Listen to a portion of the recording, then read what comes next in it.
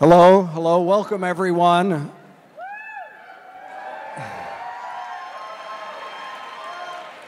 We're about to hear from a man who's totally worth waiting for online or anywhere else.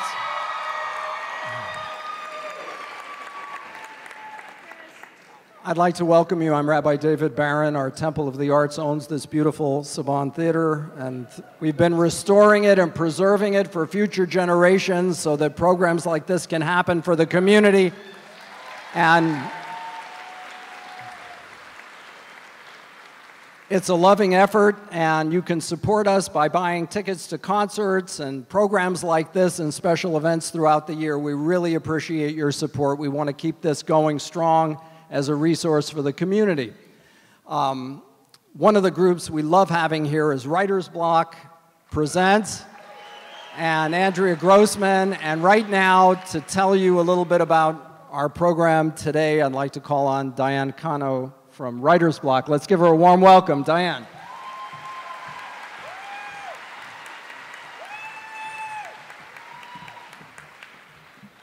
Good afternoon, everyone. Thank you for coming to today's Writer's Bloc program featuring United States Senator Bernie Sanders.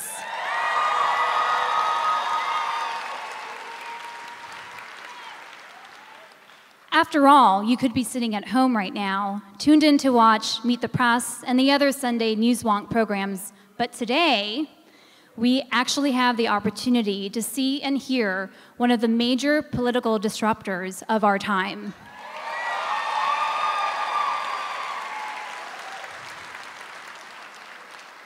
I am Dyanne Cano, the Director of Program Operations for Writer's Bloc. Andrea Grossman, the founder of Writer's Bloc, regrettably could not be here today. We would like to thank Jonathan Barron of the Saban Theater for making this beautiful national landmark available on such short notice. He has moved heaven and earth because he wanted to have the senator here. Huge thanks to James Fugate and his staff at Saban Books, and our wonderful volunteers here today. If you're not on the Writer's Bloc email list, please visit writersblocpresents.com. We have a slate of great programs scheduled for the fall. And we are proud to announce for the very first time that we will end our 21st season in Los Angeles with United States Senator Al Franken. He will visit us on July 7, so stay tuned. We have a surprise guest here today. We actually have two surprise guests here today. Please welcome Jane O'Meara Sanders.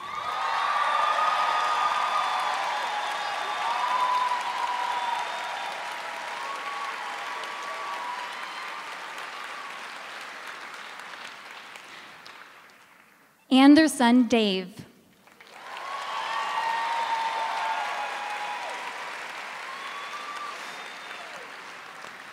Now for today. From the moment the Bernie Sanders campaign rolled out of Vermont into Iowa and New Hampshire, we knew it would be an upstart campaign, from the campaign itself to its message. His message took the American electorate by storm, and he shook up the left and the right every time he held a campaign rally. However you voted, it's clear that Bernie Sanders changed the conversation in both parties, possibly for years to come. In his new book, Our Revolution, which you now hold in your hands, Bernie Sanders reveals how his campaign evolved from a fringe idea to the force of nature it became. His messages of campaign finance reform, health care, criminal justice and immigration reform, and of course, student debt, resonated with young voters as well as older voters. The mainstream media tried to ignore him for a while, but then look what happened.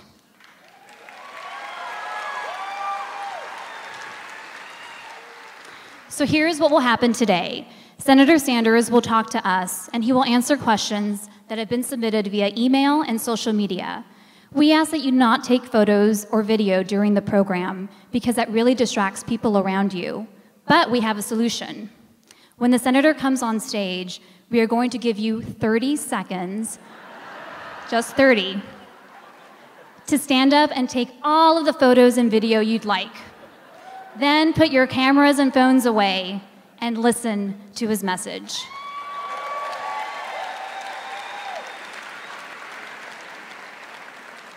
We are honored to introduce to you United States Senator Bernie Sanders.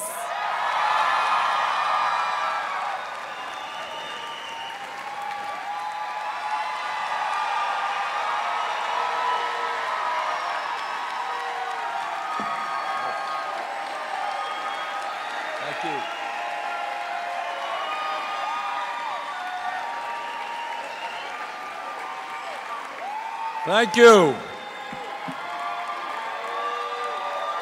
It's a lot of people. Thank you.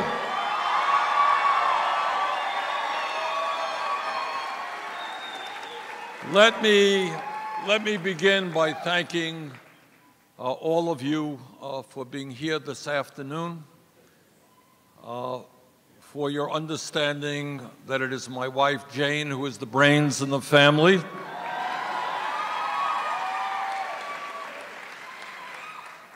And let me thank the SO1 bookstore, one of the important independent bookstores in the community. And let me thank the writers' Bloc, and let me thank the Saban Theater for hosting this event. Thank you all.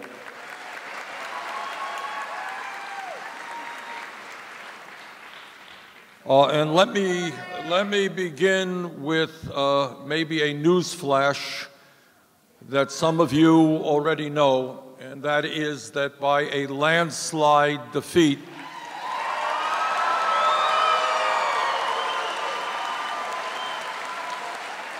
our French brothers and sisters have defeated Marine Le Pen.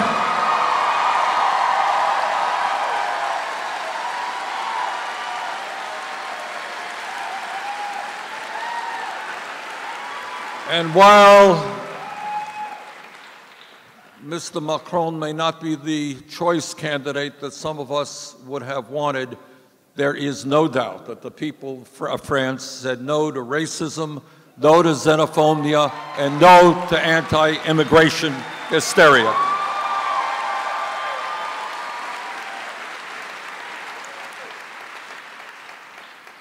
Now, I want to talk about the book, and I hope you enjoy it. In my somewhat prejudiced point of view, I think it's a pretty good book.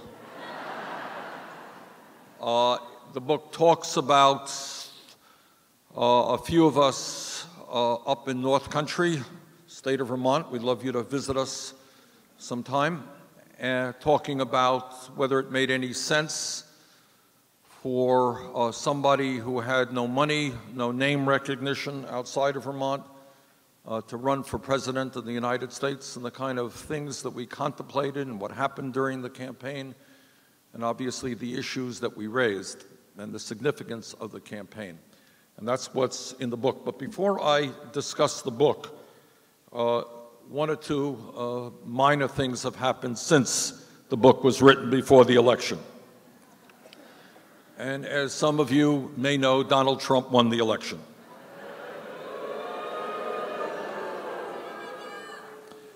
And I want to discuss briefly what that means, the implications of that, and where I believe as a nation we have got to go.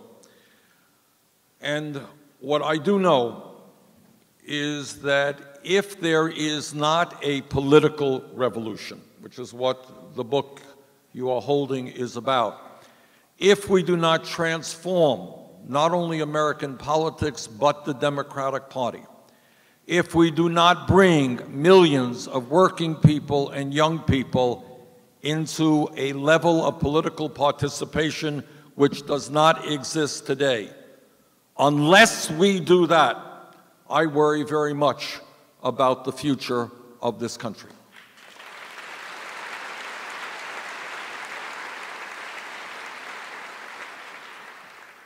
And let me also tell you, and some of you may agree and some of you may not agree, and that is that the reason, I believe, one of the reasons that Trump won is that Democrats and the media did not fully appreciate or feel the reality of the pain being experienced today by many, many millions of Americans.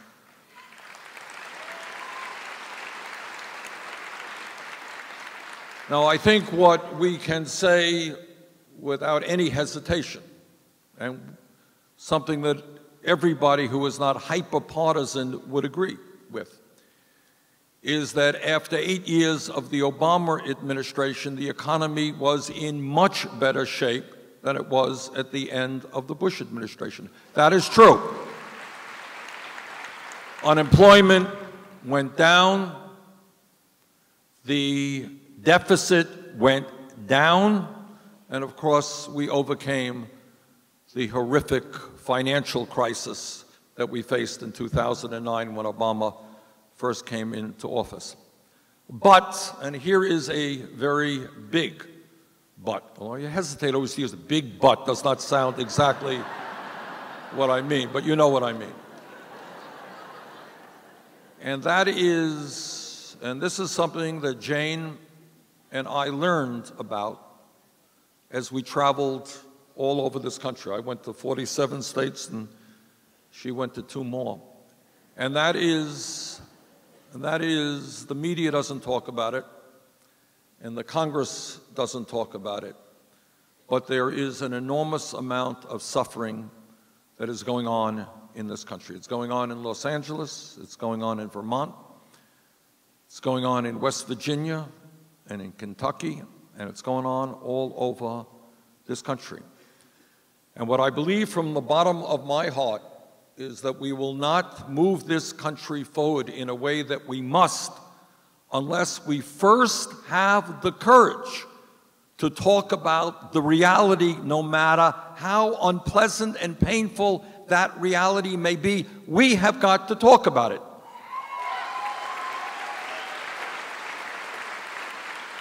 Because what happens when you don't talk about it, when the corporate media ignores it, as they do, and when most politicians ignore it, as they do, is that people turn on the television and they see all the blabbering gossip and all the talking heads talking this, that, and the other thing, and people are saying, what about my life? Do they understand that I have a beautiful 2-year-old and I cannot afford $15,000 a year in childcare? Do they understand that the public schools that my kid is going to is totally inadequate? Do they know that I'm 20 years of age and I did well in high school, and yeah, I should go to college, but I can't afford to go to college?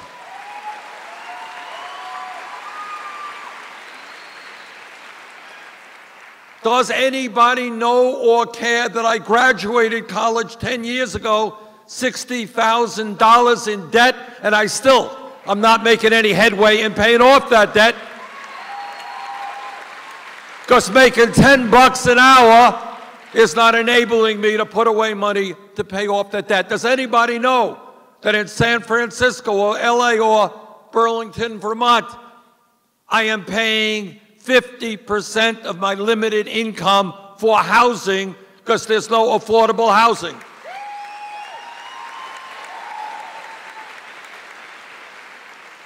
Does anybody care that I'm a woman in an office doing the same work as the guy across the hall, but I'm making 79 cents on the dollar?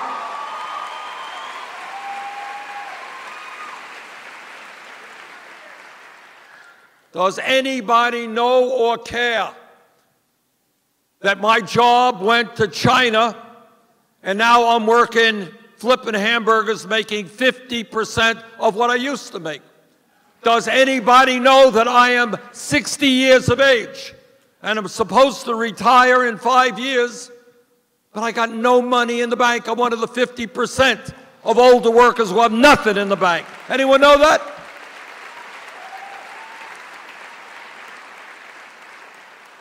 Does anybody know? I'll never forget, I was at a supermarket near my home in Burlington, and a woman came up to me and said, Bernie, my husband and I have 1 kid. We want to have more kids, but we're not, because he's working 3 jobs and I'm working 2 jobs, and we don't have the time to be the parents we want to be. Does anybody know or care that despite an explosion of technology in which the average worker today is producing much, much more than was the case 20 years ago, that people today are working unbelievable hours, 50, 60, 70 hours, 2 or 3 jobs, and they don't have the time to spend with their kids. Anybody care about that?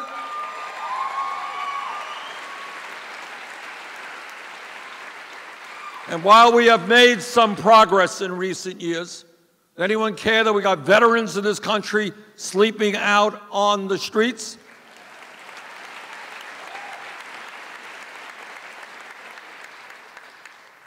Never forget, I was in Kentucky some years ago, met with some administrators of a local high school in a poor area of Kentucky.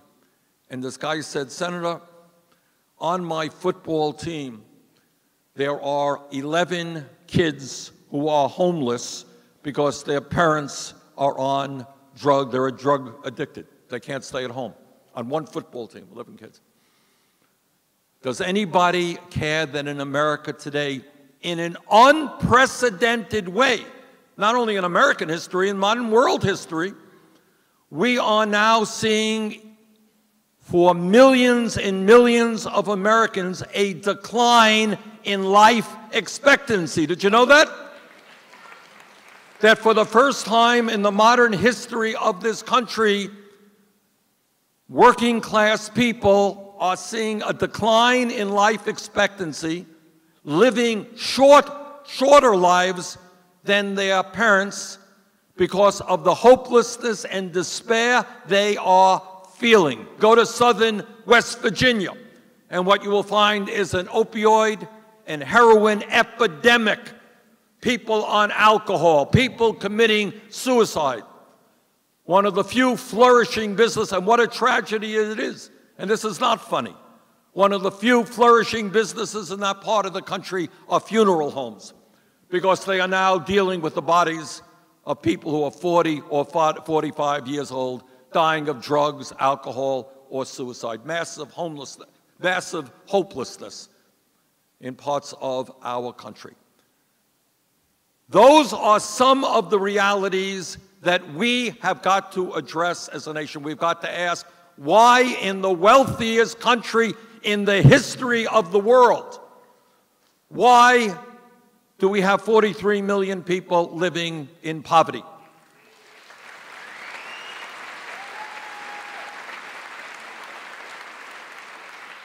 We have got to ask a question that for me is not difficult, but is something that is uncomfortable for many people. And that is the issue of income and wealth inequality.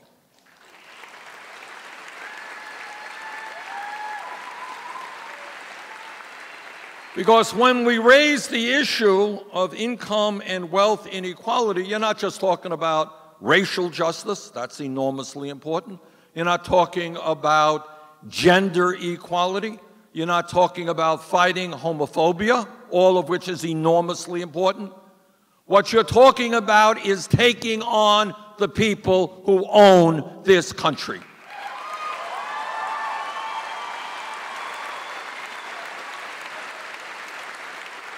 And when you raise those issues, there are a lot of people who become a little bit nervous. But if you read the book, what you will find is that one of my major concerns is that in this country, and I've got to lay it out on the table, and again, you're not going to see this on TV. You could watch one of the 800 TV channels that you get, and it ain't going to be on any of the 800 of them. And it ain't going to be discussed in Congress. But here is the truth, in my view. And that is, this country is rapidly on its way to becoming an oligarchic form of society.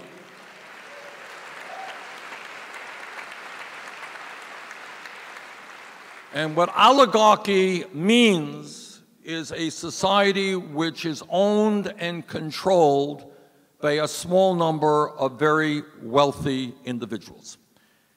Now, when I was a kid, we read about oligarchy in Latin American countries, small countries, a handful of families controlled the economics and the politics of some small countries, and we read about that.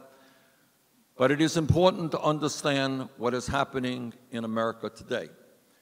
And that is that in our country now, the top 1/10 of 1%, not 1%, 1/10 of 1% now owns as much wealth as the bottom 90%.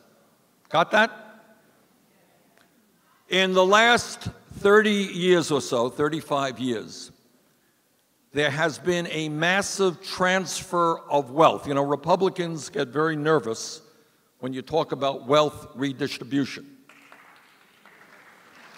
But the truth of the matter is, and what they don't talk about, is that in the last 35 years, there has been an enormous degree of wealth redistribution. Problem is, it's gone in the wrong direction.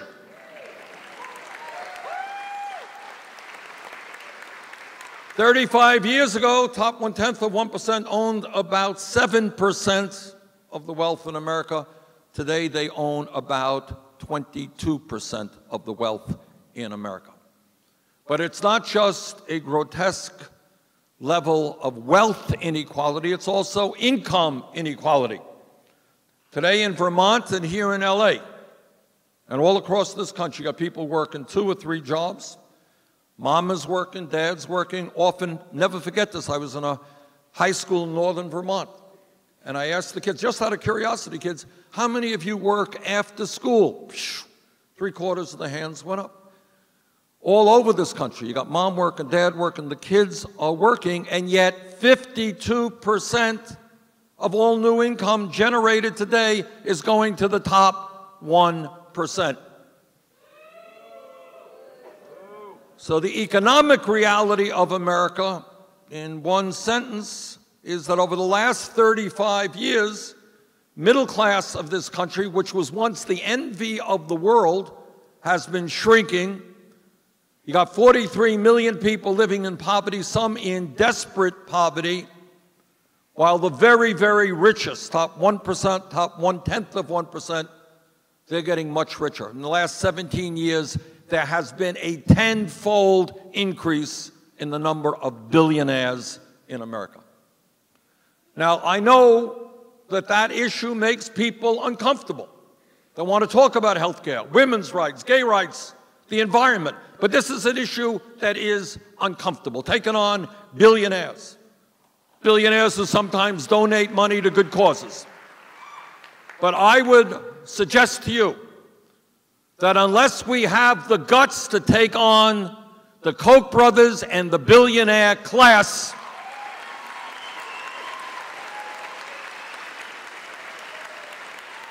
we are not going to bring about the kinds of changes this country desperately needs.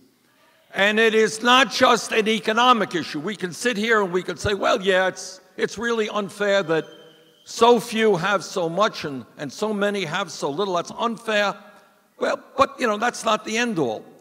But it is the end all in this sense. If you think that the billionaires are putting their money underneath their mattress, they're not. They are investing it into our political system. And as a result of this disastrous Citizens United Supreme Court decision, billionaires are now able to spend unlimited sums of money through independent expenditures to buy elections and to support candidates who represent the wealthy and the powerful. And that is why, in my view, not only do we need to overturn Citizens United,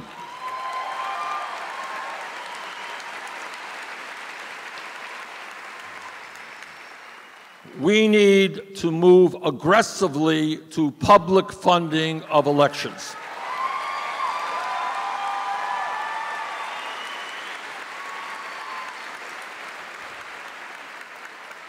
Because what is at stake? I mean, if we were to have a vibrant democracy over here and massive income and wealth inequality over there, you could separate the two.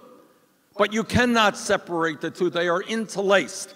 The billionaire class is now destroying our democracy, and instead of a nation of one person, one vote, you now have billionaire control over our political system. And on top of that, but not unrelated, you have Republican governors who receive a lot of money from the billionaire class who are too cowardly to defend their political positions and instead want to run in elections and win elections by suppressing the vote, by making it harder for poor people, people of color, older people, and young people to participate.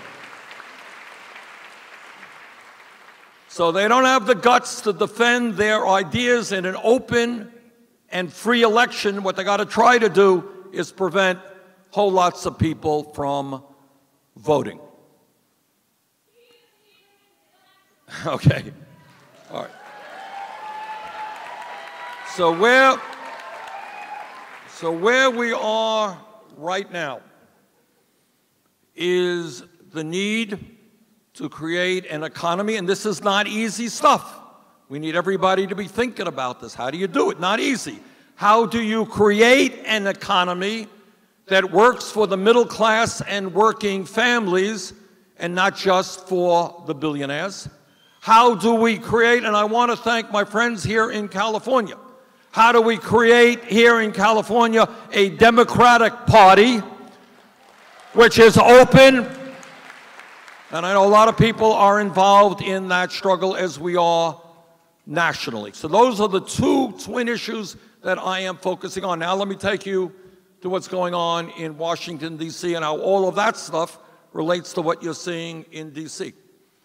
Donald Trump ran for president saying, I, Donald Trump, am a different type of Republican. I'm not Paul Ryan, and he mentioned Ryan by name. I'm not one of those guys. I, Donald Trump, I'm going to take on the establishment, the economic establishment. I'm going to take on Wall Street, and I am going to be a very different type of Republican. I'm not going to cut Social Security, Medicare, Medicaid.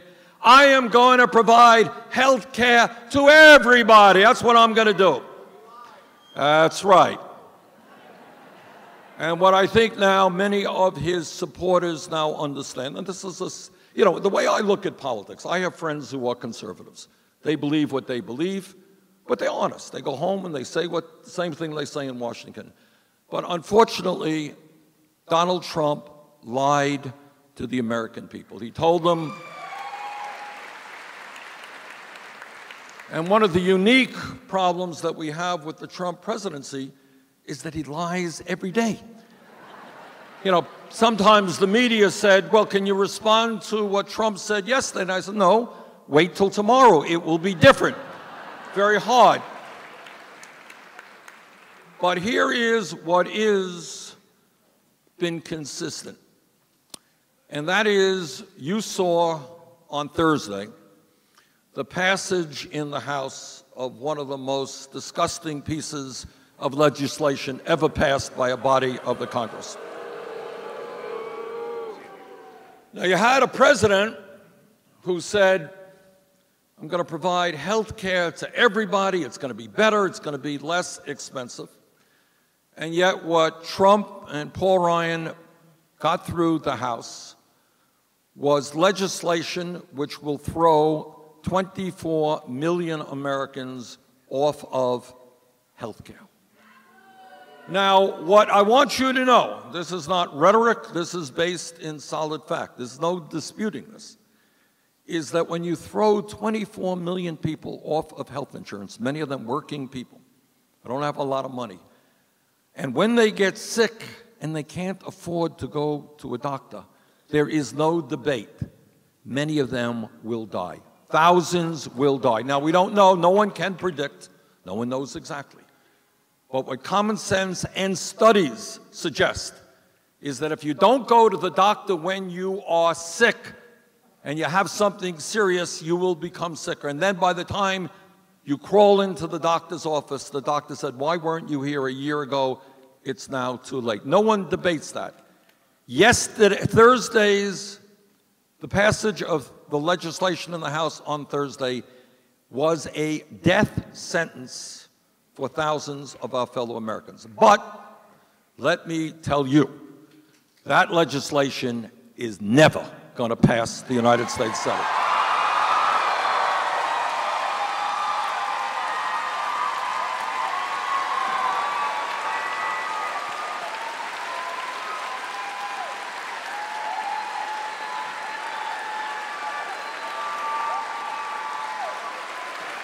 And let me also tell you that I am not alone in this, there are many who are going to make sure that every Republican who voted for that horrific piece of legislation, not only does it throw 24 million people off of health insurance, it cuts over a 10-year period over $800 billion in Medicaid, which is not only the health care program for lower income people, it also funds 2/3 of the cost of nursing homes in this country.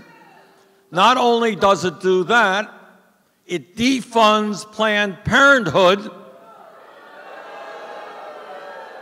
Now, Republicans, in their hypocrisy, talk a lot about choice. They just love choice.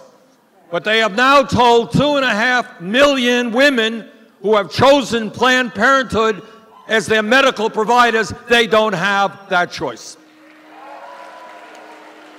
That legislation will also substantially raise premiums for older workers in this country. And what else it does, and think about how cruel this is, it tells people with pre-existing conditions that we're going to repeal the mandate that said that insurance companies had to make sure that people with pre-existing conditions, millions of Americans, will continue to get health care at an affordable price. And then, maybe most importantly, what we have got to understand is that this bill was not really a health care bill. You see, you don't pass health care legislation which throws 24 million people off of health insurance and raises premiums. That's not health care. What this bill was about, and this is where we get back to oligarchy and where the ruling class of this country wants to go and where the Koch brothers, who fund a lot of these things, want to go. What this legislation also did is provide $300 billion in tax breaks for the top 2%, and hundreds of billions more in tax breaks for the drug companies and the insurance companies. Now, it is the oligarchy's attack was not just right now on health care. They are moving into so-called tax reform. Please hear this, that one of the provisions, one of the disastrous proposals being brought forth by the Trump administration and by Republicans for a number of years is the repeal of the estate tax. Now, that does not sound all that sexy. What does that mean, the repeal of the estate tax? What does that mean? Who cares? I'll tell you what it means. I will tell you what it means. And this is where these guys are coming from. What it means is at a time of massive income and wealth inequality, when the very, very rich are getting richer while most Americans are getting poorer, the repeal of the estate tax would provide $353 billion in tax breaks to the top 0.2%. 99.8% of Americans would not benefit by a nickel. At the time when the Walton family, the owners of Walmart, are the wealthiest family in this country, where one family now owns more wealth than the bottom 40% of the American people, that legislation alone would give the Walton family over $50 billion in tax breaks. It would give the Koch brothers family over $30 billion in tax breaks. It would give the Trump family over $4 billion in tax breaks.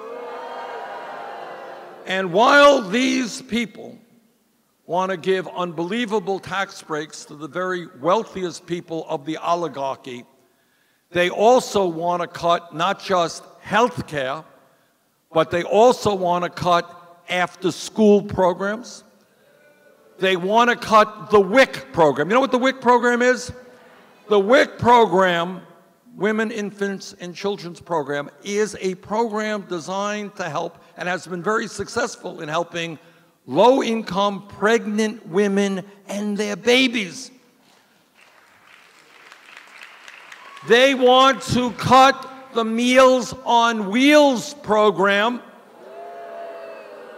which is the program that very often provides the one hot, nutritious meal that low-income senior citizens receive. They want to cut the Pell Grant program, which makes it possible for working-class kids to go to college. So just think about it for a second. Massive cutbacks in programs for the children, in housing, in education, in healthcare, massive cutbacks at the same exact time as the Walton family gets a $50 billion tax break. Now, there are very few people in America, I cannot imagine that there are more than 5, 10% maximum, who think they're giving tax breaks to billionaires, cutting Social Security, Medicare, Medicaid, education, environmental protection, etc., makes any sense whatsoever. But the reason that they are able to do that is because they have the votes in the Senate and in the House. And the reason they have the votes is because they got a lot of money coming in, and because, in my view, the Democratic Party has not been the grassroots kind of party that it must become.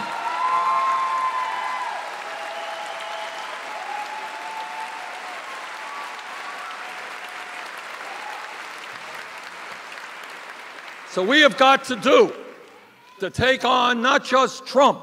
Trump is simply a front person for the oligarchy of which he is an integral part. It's for the billionaire class. But we have got to figure out and work aggressively to take them on. So there are two things that I think we need to do. Number one, as I said, open up the Democratic Party, transform the Democratic Party, make it a party from the grassroots on up, not from the elite on down. But number two, everything is related to everything else. You can't do that unless you have a program, unless you have an agenda that means something to ordinary Americans.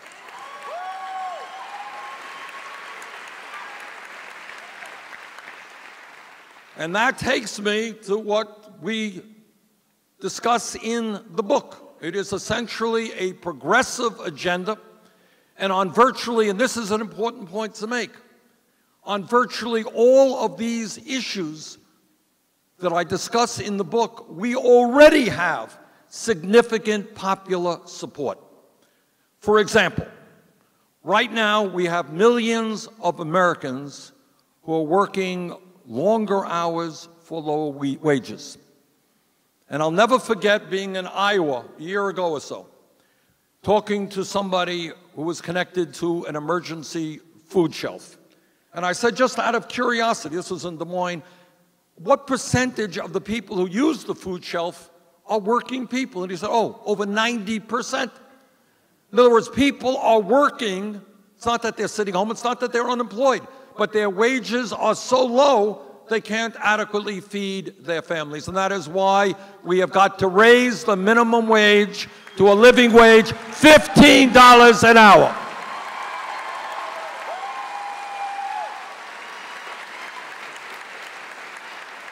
And Senator Murray of Washington and I will soon be introducing that legislation.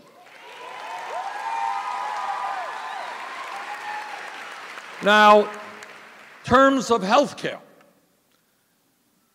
it is clear that we have got to defend the Affordable Care Act. We've got to make certain that this Republican House legislation is dead in its tracks. But we also have to be honest and acknowledge that while so-called Obamacare took us a step forward, added 20 million more Americans to the ranks of the insured, we have got to be honest and acknowledge there are many, many problems with Obamacare.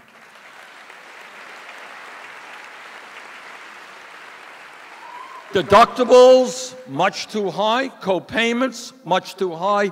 Premiums, much too high.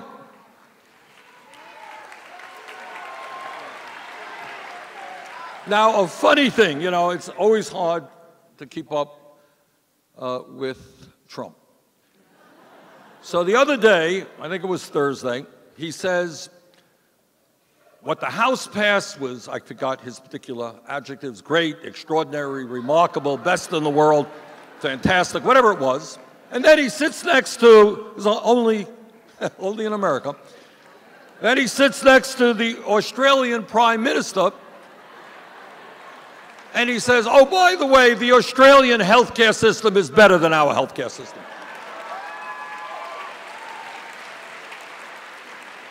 Well, I do not often agree with President Trump, but on this issue, he is right. Now, how you in one breath can talk about how great legislation is that throws 24 million people off of health insurance, and then the next breath tell us that the Australian healthcare system is better than ours, that I cannot figure out. But what I say to President Trump, you're right. The Australian healthcare system, like the healthcare systems in every other major country on earth,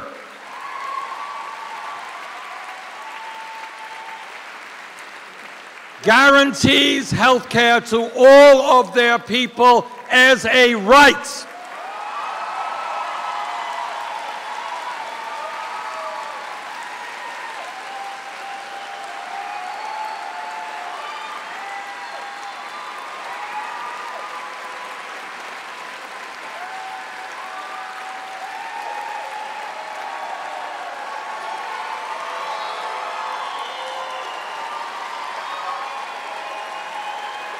So I say to President Trump, if you like the Australian healthcare system, I am going to give you the opportunity to support my legislation, Medicare for All, single-payer legislation.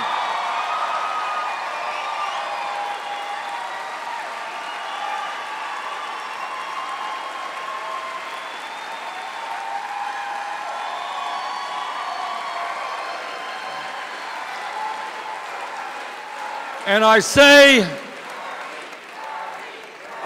to my brothers and sisters, here in this great state of California, you can help me, you can help this country pass single payer right here in California.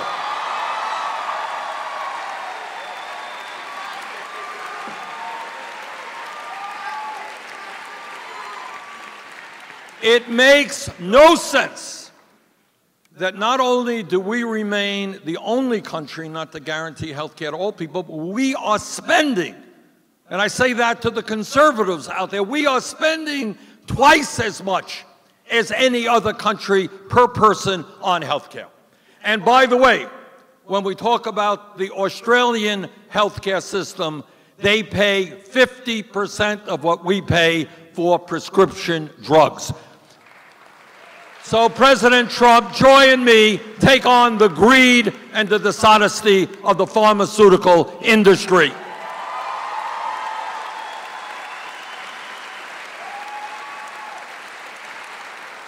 And I don't have to tell the people of California how much money and how much greed there is in that industry. They spent $130 million to defeat Proposition 61 in this state alone.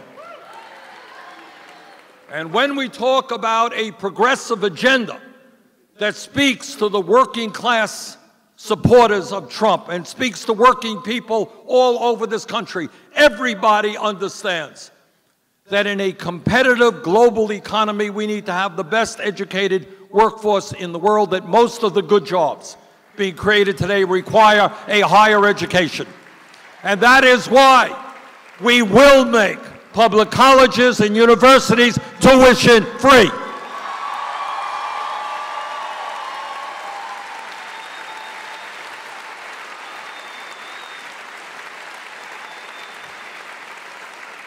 And people say, well, you know, Bernie, great idea. You want to make public colleges, universities tuition free. You want to substantially lower student debt. How are you going to pay for it? Well, I will tell you exactly how we're going to pay for it. If this country and you could bail out the crooks on Wall Street, it is Wall Street's time to help the working class of this country. Which is why we will impose a tax on Wall Street speculation.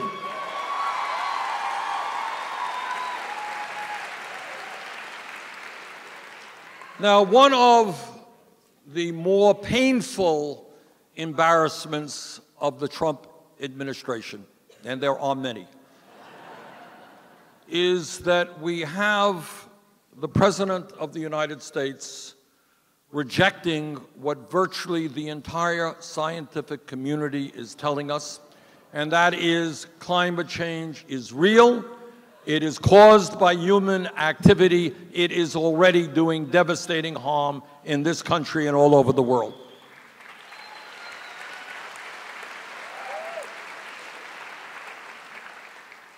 So together, for the sake of our children, our grandchildren, and future generations, we have got to have the courage to take on the fossil fuel industry and transform our energy system.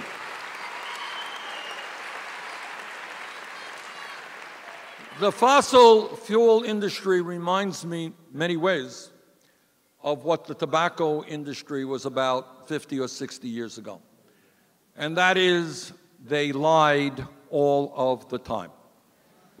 They were on television having doctors smoking cigarettes. Oh, this is great. Actually good for your health. Yeah. Smoke this, smoke that.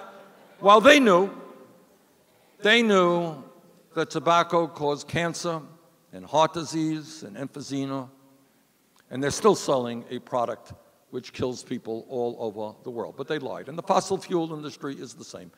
These are not stupid people. They understand that their product is causing the warming of this planet with enormous consequence.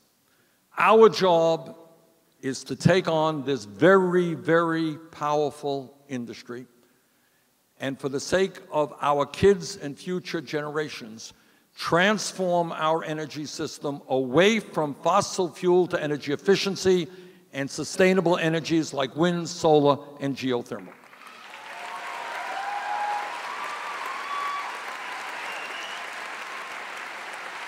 And when we do that, because all of you are aware there's an explosion in technology and sustainable energy, cost of solar is plummeting. In fact, in Chile right now, they negotiated a contract in which a solar utility company will be providing the cheapest electricity ever produced in the world from any source. And that will only continue. So for the sake of our planet, for the sake of a clean environment so our kids do not have to breathe filthy air and get asthma, for the sake of job creation, because we can create millions of jobs in wind, solar, energy efficiency, we have got to take on that greedy industry and transform our energy system.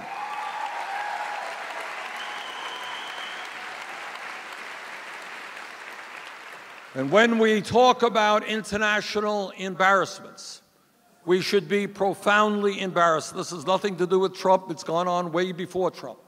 The fact that we have more people in jail than any other country on earth. We have a broken criminal justice system that cries out for reform.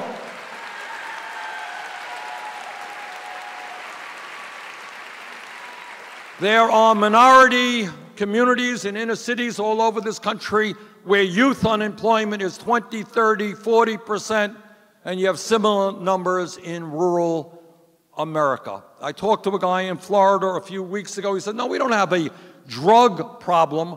We have a drug economy. A drug economy. That's where the young people are making their money, because there's nothing out there for them. So I say that maybe, just maybe, we should be investing for our young people in jobs and education, not in jails and incarceration.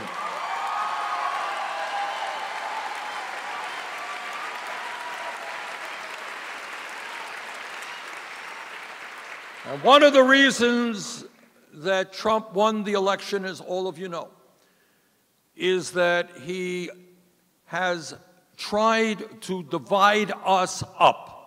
Divide us up. All of you know, or should know, that the history of our country is a history of immigrants. My father came to this country from Poland. Your parents came from someplace else. But we are a nation of immigrants, and our diversity is what makes us strong.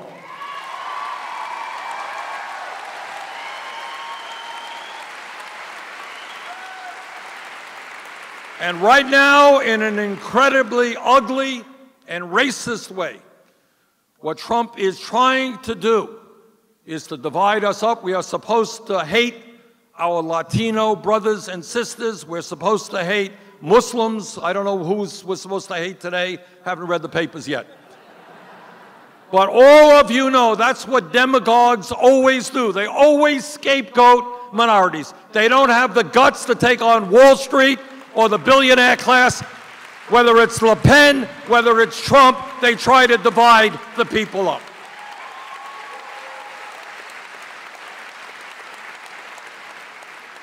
And instead of scapegoating minorities in this country, instead of scapegoating immigrants in this country, we have got to pass comprehensive immigration reform and a path towards citizenship.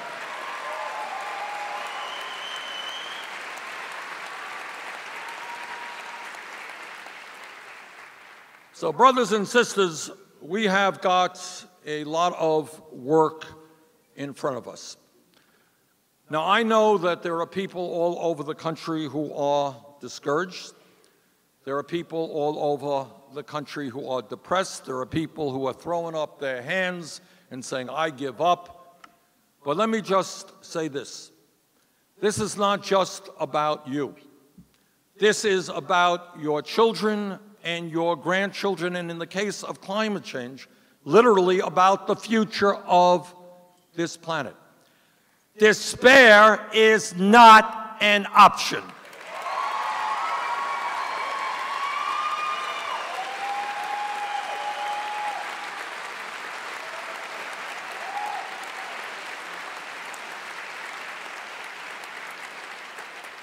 Now, everybody has a different idea as to how they can be most effective. In California, it might be different than Vermont, and it might be different than Nebraska or Wyoming.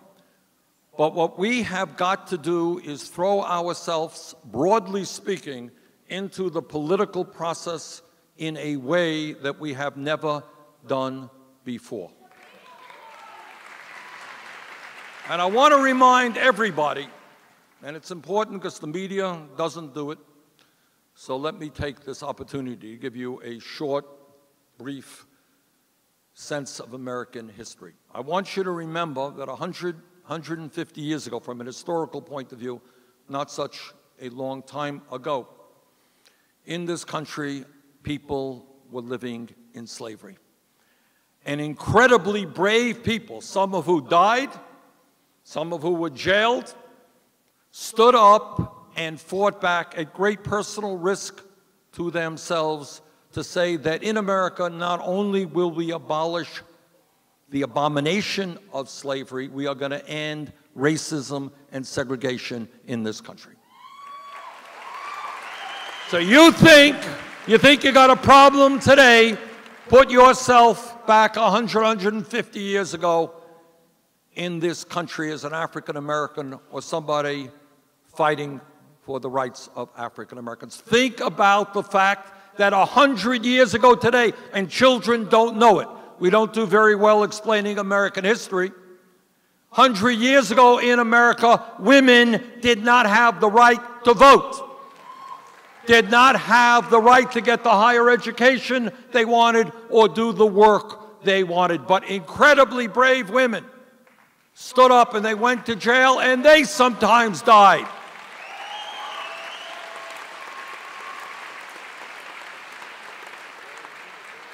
In saying that in America, women will not be second-class citizens. And while we have a long way to go, both in terms of civil rights and ending racism, in terms of women's rights and ending sexism, no one can deny that we have made significant progress because of the determination and courage of those people who stood up against all of the odds. Think about workers 150 years ago in this country had no rights. You're working 70 hours a week. You don't like it, you're fired. And we had children in factories, children 10, 12 years old, in factories and on fields, working their fingers to the bone, never getting an education. But workers stood up with great courage and formed unions and said, we're human beings.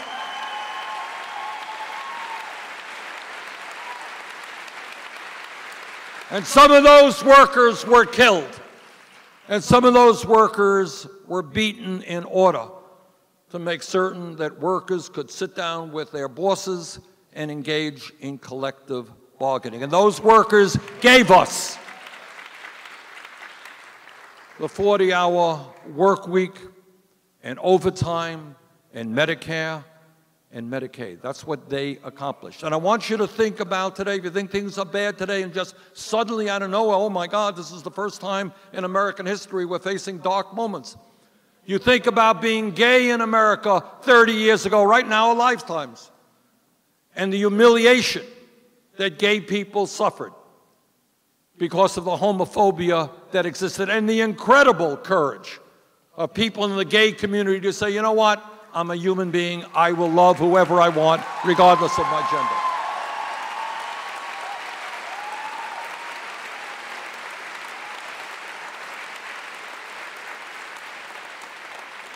And let me give you a more recent example about how change takes place, because I want you to think about all of those groups, whether it's workers, women, African Americans, gay community, whatever it may be. This is how change takes place. If we were here 6 or 7 years ago, and somebody jumps up and says, you know, Bernie, this $7.25 federal minimum wage is a starvation wage. And you know, I want you, Bernie, go back to the Senate, and I want you to double that minimum wage to $15 an hour. Now, the person next to her would have said, you're crazy. What are you talking about? You can't double the minimum wage. It's unhistorical. Never happens. Maybe we can get it up to $9 an hour. Maybe get it up to $10 an hour. But going from 7.25 to 15, unthinkable. You're too radical. You're thinking too big. And yet what happened with incredible courage is people in the fast food industry, the folks who work at McDonald's and Burger King, they went out on strike. And they told the world that you can't make it on $8 or $9 an hour.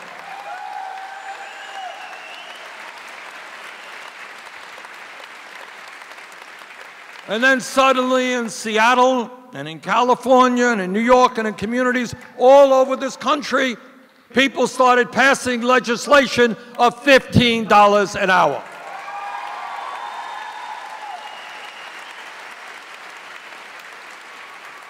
In Congress, I think 4 or 5 years ago, The bold Democrats were talking about raising the minimum wage to $10.10 an hour. Right now in the Democratic Party platform and legislation that I will introduce, $15 an hour. That's what happens. That is what happens when you are prepared to think big, not small. Real change can take place. So our job in this pivotal moment in American history is to think big, not small, to think smart, to think courageously. And here is the very good news. Very few Americans, not in California, not in Mississippi, not in Nebraska, not in the most conservative states in this country, very few Americans believe that it makes any sense at all to give tax breaks to billionaires and to cut Social Security, Medicare, and Medicaid. They don't believe that. Our job now, and this is not easy stuff, is to reach out to people who, for whatever reason, may disagree with us on this issue or that issue, but to bring our people together to fight for a government which finally represents all of us and not just the 1%. Thank you all very much. Thank you.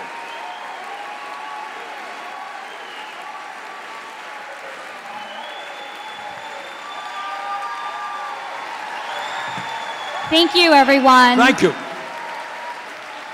We have a few minutes for a couple questions. So we populated these from social media and email.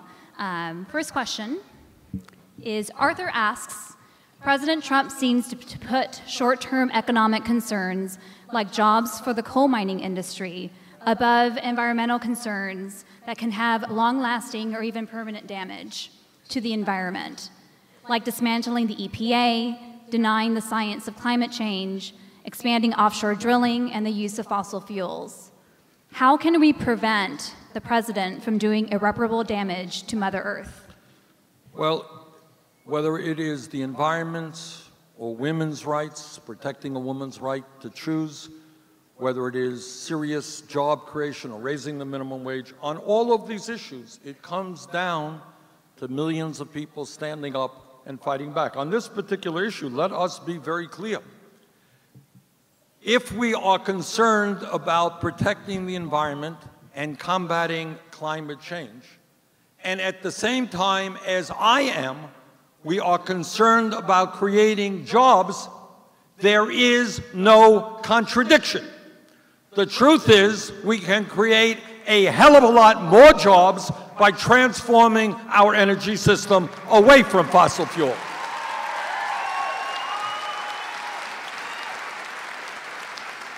There has been an explosion of jobs in sustainable energy in recent years. But having said that, what we should also be clear about is that if and when we move away from fossil fuels, there will be people who, through no fault of their own, hardworking, decent people. No job is harder than working in a coal mine. And our job is not to leave these people out there without the protection that they need. They've got families that they have got to provide for. And that is why I have proposed a $41 billion piece of legislation which rebuilds those communities. We don't leave these people out on the streets.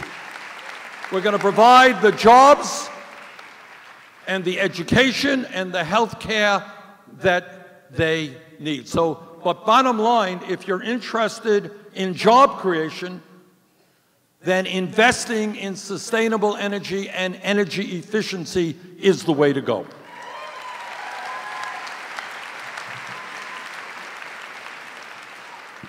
Amy asks, in addition to tensions with North Korea, what are the global threats that are most pressing, given Trump's unpredictable foreign policy positions? Oh, okay. Amy asks, in addition to tensions with North Korea, What are the global threats that are most pressing given Trump's unpredictable foreign policy positions? Well, it's not just Trump on these things. You know, we can't blame every problem in the world on Trump. There were one or two problems that were around before Trump became president. I'll tell you, let me just tell you a story. Not a story, and it's, you know, when you're a senator, you see things that are just beyond belief. 2 weeks ago, I had a middle-aged man and a middle-aged woman walking into my office. They were with a group called the White Helmets. I don't know if that means anything. Does that mean something? And you see this woman walking in there. She detonates bombs. That's what she does. Bombs that haven't exploded. Her job is to take them apart so they don't explode. And the other guy, the guy there, his job is to pick people up out of rubble after the bombing. And we talked a little bit about Syria. Syria is a country, I think, of about 19, 20 million people. And what they said, and listen to this, it's unbelievable. And this is what they said, and I believe them. They said before the chemical weapons went off last month, Assad's army bombed the nearby hospitals to make it harder for people exposed to chemical weapons to get the medical care they needed. I mean, you sit and you think and you say, my God, how can anybody think about those things? And then in that one country, you got about 500,000 people of a nation of about 20 million who have been killed. I don't know how many have been wounded. You got millions who have left the nation and are now immigrants, and others who have been displaced from their homes. Unbelievable suffering from a guy who will do apparently anything to retain his power. The challenge there, which is not an easy challenge, if we do not want to get sucked into another war, and I happen to believe the war in Iraq was the worst foreign policy blunder in the modern history of this country. So I think what has got to happen, again, none of this stuff is easy and it predated Trump, is we have got to tell Russia and Iran that they cannot continue to support a brutal dictator like Assad. North Korea, another not easy problem. You got an isolated nation which has nuclear weapons, which apparently now is working overtime to expand their missile capabilities and their nuclear capabilities in terms of being able to put a nuclear bomb on top of a missile. And here we have to be working, I believe, very closely with China, who receives about 80% of the exports from North Korea. So we're going to have to work with China to do everything that we can to reach a solution, and at the very least, put a freeze on North Korea's missile and nuclear development. I think in terms of Iran, I think while the Obama administration was criticized roundly, that was a very difficult process, but I think the ends were successful. And that is that there is at least, we have made progress in freezing Iranian nuclear capabilities. But all of these efforts are not easy, and I don't want to suggest they predated Trump. But what we need in all of them is a global response. It cannot just be the United States. We need the international community working together. That is why, and the solutions, and there are people, even in Trump's administration who understand it. What they want to do is cut back significantly on the State Department while they greatly expand military spending. And you got sane people in the State Department who say, no, that is a stupid thing to do. If you want to stop terrorism, you got to go into poor countries and let the people in those countries know that we are on their side. And it's not just going to be getting into war and war and war. So all of this stuff is not easy stuff. And it's not, again, Trump didn't create these problems. But I think our job is to do everything we can to understand that wars are not the answer, that negotiations are, and that we need a global response, not a unilateral response to these crises.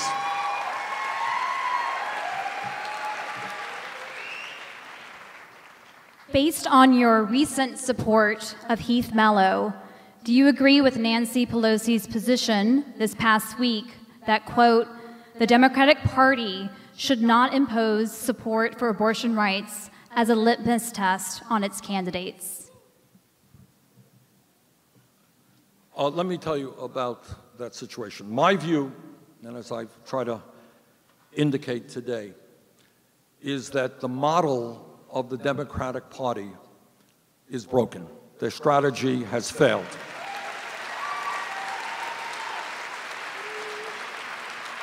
Now, ideally, I would feel great if everybody in 50 states agreed with me about everything. That would be terrific. But I can't get my wife to agree with me about everything, and certainly not my kids. So I don't think that is going to happen. So here is the reality, and this is the reality that we have to deal with. Not only today does the Republican Party control the White House, the Senate, and the House. They control almost 2/3 of the governor's chairs in America. And in the last 9 years, they have gained almost 1,000 legislative seats in state houses all over America.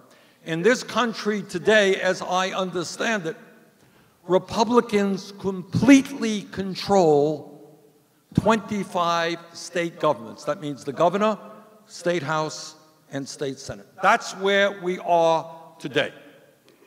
Now, a gentleman who I guess has become nationally famous, I'm sure when he was running for mayor of Omaha, Nebraska, never thought that he would become a national name, but his name is Heath Mello. And I was invited, along with Keith Ellison, to go to a rally in Omaha. And we went to this rally. And this rally had about 6,000 people in one of the reddest states in America. And we had up there trade unionists, we had African Americans in the community, and Latinos, and Native Americans, and we had women advocates, and we had a fantastic rally for Heath Mello to be mayor. The election, by the way, is Tuesday. I suspect it'll be a close election, and I certainly hope that he wins. He is running against an incumbent mayor who, a few days after I was in Omaha, brought in Scott Walker, the most reactionary governor in the country, to campaign for her. So that's the choice. You have Heath Mello wants to raise the minimum wage to $15 an hour, has the strong support of the environmental community and so forth and so on. Now, I learned a few days before I went to Omaha that Heath is a Catholic who is personally anti-choice. And that is the fact. So there are two questions. Number one, should the Democratic Party be a strong, vigorous, uncompromising, pro-choice party? The answer is yes.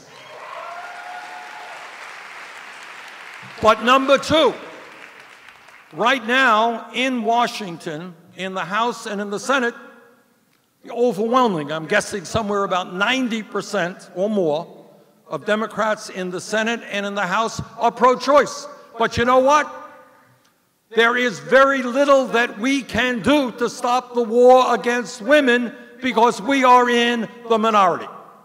So if you are asking me if in communities around this country where people's views may be different than mine and where they are nominating in their own process somebody who is strong on workers' issues, on the environment, on human rights, et cetera, but for personal reasons, he is a Catholic, and that's his view, as is Tim Kaine, the vice presidential candidate, and others. Should we say, no, we don't want those people in the Democratic Party? And I say, no, that is bad politics. Because I would rather be a party in the Senate which has 85% pro-choice and the majority, rather than being 90% pro-choice and the minority.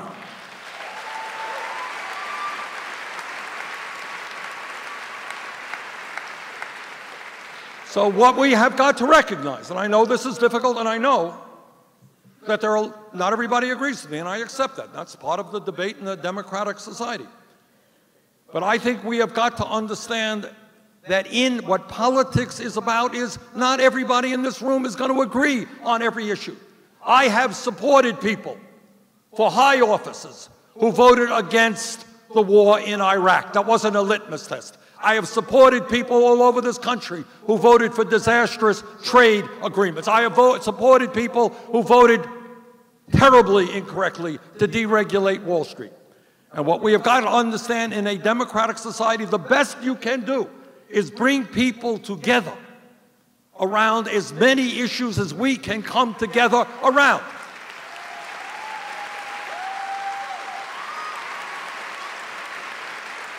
I have 100% pro-choice voting record, and I always will. That is what I believe, all right? But we have got to we have got to respect and understand there are decent people, working class people, who want to take on Wall Street, who want to take on the billionaire class. Their religious background is different. And it is not my view that you throw them out and shut the door and say, sorry, you can't come in. So that's a long answer to a short question. Maybe one more. One more. Dolores asks, today is the French presidential election. We have seen the rise of right-wing populism around the world. What do you see as our role as global citizens? Well, we have seen the rise of right-wing populism not only all over the world, but right here in our own backyard, haven't we? So I think the answer is twofold. And again, my profound congratulations and respect for the people of France, who today, in an overwhelming vote,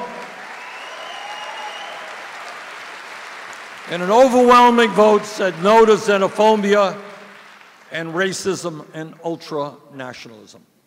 Here is my response.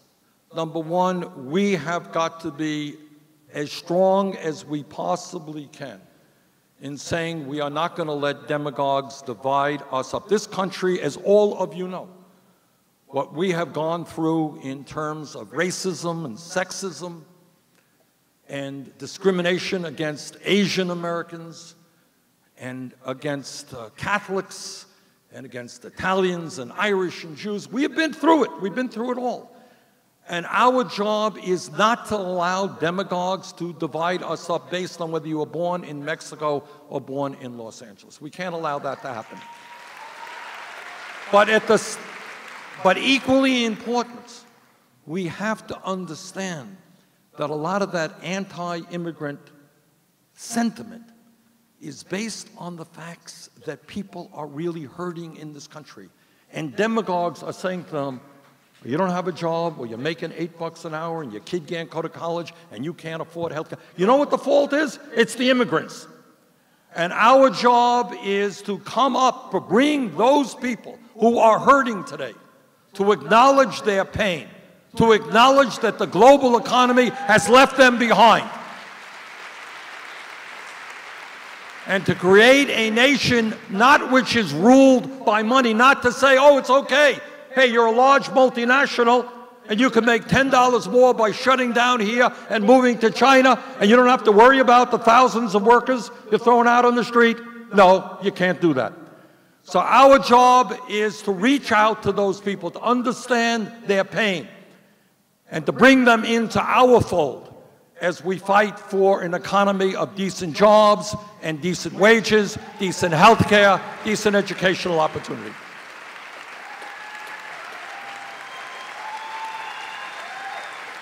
Well, let me just thank all of you for being here, and let me thank the sponsors of this.